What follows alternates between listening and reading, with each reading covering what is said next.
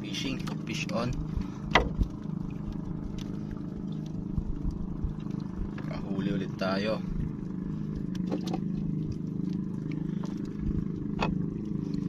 So ayan, kahuli ulit tayo sa pwesto na to.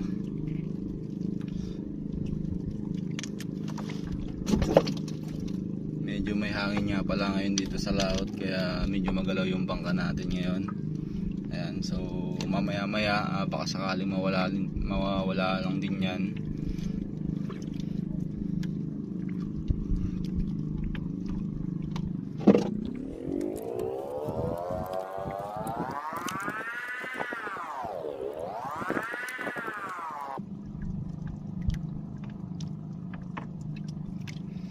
Mukhang matumal yata ang pagkain nila ngayon.